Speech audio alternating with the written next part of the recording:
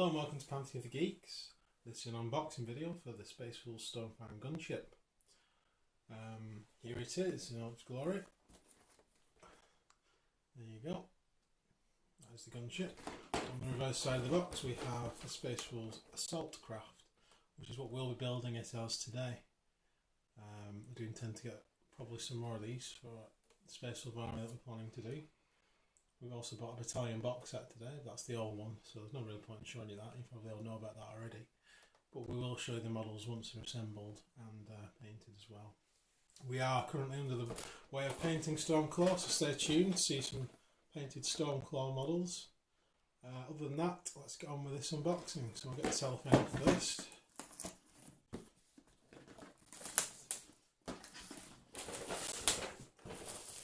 There we go, it no longer reflects on the light, so, well, not as badly anyway.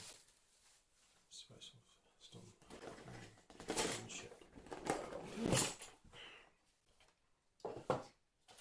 So, here we have the contents. Standard flying base thingy stand that we're getting with all the flyers these days. There's the cockpit. So it looks like, got to paint lines on that separately, not really a problem. Also, tip, if you're ever gluing cockpits on, always use PVA glue, never use super glue or plastic glue, because it either melts or crystallises the whole cockpit, unless you're going for that effect for some reason. So there's one of the sprues, the one with the wolf heads on the side there, very cool. The engine looks a lot like the Land Raider's engine, but with a wolf's head on it. A lot of wolf's head motifs on that, so that's one sprue. Two sprue is the sides there with the bottom parts of it. I've also got the wolf skull for the gunship, and a big shield though, if you can see that on the camera. That's very well detailed. A lot of wolf detail on this, as I'd expected. And there's the final sprue. Got the engine parts, missiles, and all the other parts. I may attempt to magnetise the weapons on this, just so I've got different options. I'll see how easy it is once we're getting it together. And there's the base, which is not the standard flying base, because that is smaller than the standard flying base. It's much smaller actually than the one that I got with the Orc planes and the Storm Raven. Yeah, that's a much smaller base. That's a brand new size base. I don't believe we've got that one before. I don't think anyway. It's got 2006 logo on it, so maybe we have, and maybe I'm wrong about that, but it's definitely a different size.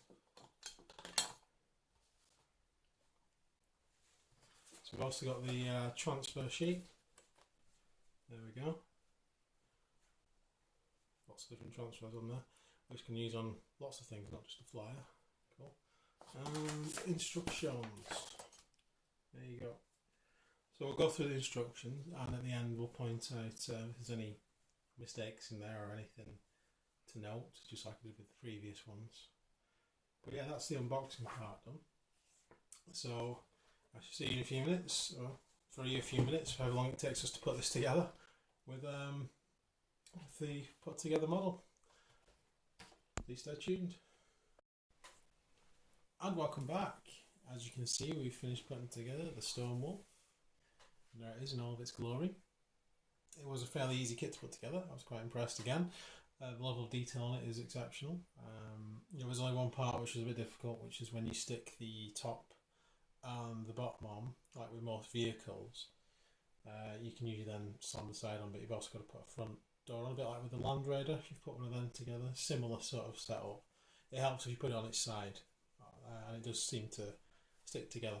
It was probably fairly easy to put together, I would say. I enjoyed it, putting it together. It was fun. What do you think? It was fun putting it together, yeah. Yeah, I have magnetised the side weapons. As you can see there, we've got the multi-melters on, but I have magnetised them, so they do come off, as you can see there. And we have the other options in here, as you can see.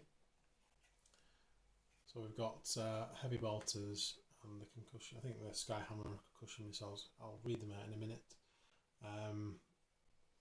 There you go. So you got those options, other multi-melters. So these will be magnetised. I've just run out of small magnets, so I've just ordered some more from Firestorm Games. Bit of a plug there for them. I usually order stuff from Firestorm Games. So when I get them, I'll be able to magnetise them and put them on as well. But for now, I've just magnetised the multi-melters.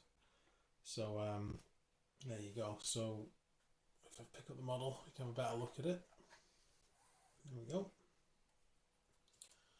Look from the side. You can see the wolf head's profile that they've tried to design it on. There you go. Front door does open. Get that open there. There you go. You can see inside there is full interior detail, which will be interesting to paint. There you go. Wolf's jaw open. There it goes. I have left the cockpit off. Obviously, I need to paint the interior. He's not in either. He'll be able to come out, so I'll be able to paint him too. The top turret is a bit like the Razorback turret in the fact that it comes off and you can swizzle it around like so. Look at that side. Review from the back. Some people may have noticed this is a lot like the Cassie's assault ram which Forge World has done, which kind of happens to own one of them. Not painted yet, but she has owned one for a World Eater army which she's doing. So just for size comparison and design comparison, there it is, Cassie's assault ram. So you can see the Cassius is a larger model. The plastic model is very similar though in its way it's designed. So yeah, we're in the middle of spraying that to be painted and dealing with that model. That's obviously got the two tubes which launch the Space Marines out of them. This has only got the one. So there you go. What do you think of it, Claire? I think it's a very, very nice model. I'm loving the Celtic design on it. Very Nordic, if you will. It's really good. But I did notice, as soon as it came out on pre-order, the similarities between the one I've bought and... Yeah, it's hard to miss really. It is really. The sides are very similar. They've obviously nicked that idea. Yeah, they have. But it's a good idea to steal. Definitely. I really like it. I think it's an amazing model. I think we're going to get more out of it. Oh, so I'm going to start making a Spacewolf army, as I've probably previously said in other videos. Since we got Stormclaw, was it? Yeah. We decided we were going to do one. Yeah. We've also bought a battalion box set today. I don't know if I mentioned that earlier or not. We need to stick that together. And something else I mentioned earlier, which was the new size of base, which isn't a new size of base, it's exactly the same. It's just I spent a lot of time looking at Imperial Knights bases, which are obviously bigger. This is exactly the same size as all the other flyer bases. I was talking absolute rubbish, so ignore that. Muppet. If anyone's interested, thanks, my Muppet. Cheers. Walter's the Muppet. Anyway, so the Stormwolf, just briefly from White Dwarf, it's 215 points. So it's quite expensive transport, but it's worth it with all those guns on, I think. And the fact it's a flyer, you can get your troops straight there. It can carry 16 models, which is the same as a Land Raider, really. The Land Raider Crusader, that is.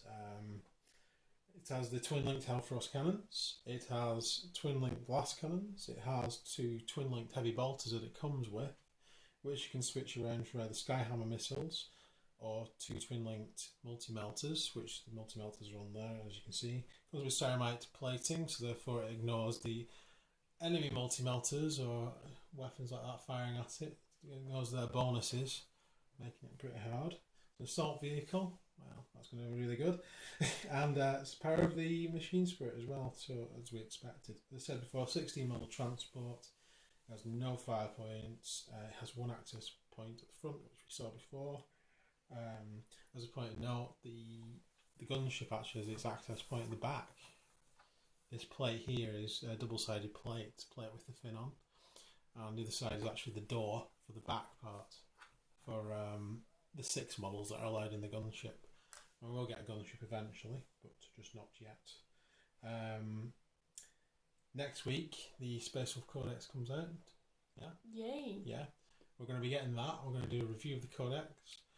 We're going to do a review of the limited edition cards that come with it and see what they're like. Yeah. Obviously, this should be alright. There you go. That'll be interesting. And we're also going to get the new Dreadnought, which is coming out, which I was going to do is Beyond Fell-Handed, But now I'm probably going to do his Murder Claw because he's awesome. Yeah.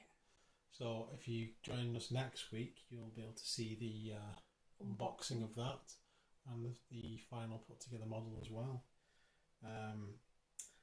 So any final thoughts? No final thoughts at all. Just Just go Spacewolves, basically. Yeah, go Spacewolves. Right, so thanks for watching.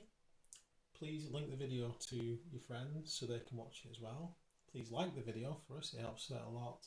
If you haven't subscribed already, please subscribe because that also helps us too. And it lets us know that you want to see more of what we're doing. Thanks for watching and goodbye for today.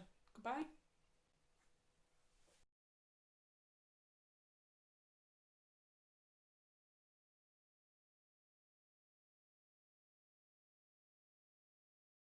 Hello? Is anyone there? Okay. This is an unboxing model set. This is the normal size base, not a smaller base or a bigger base. Paolo's a complete idiot.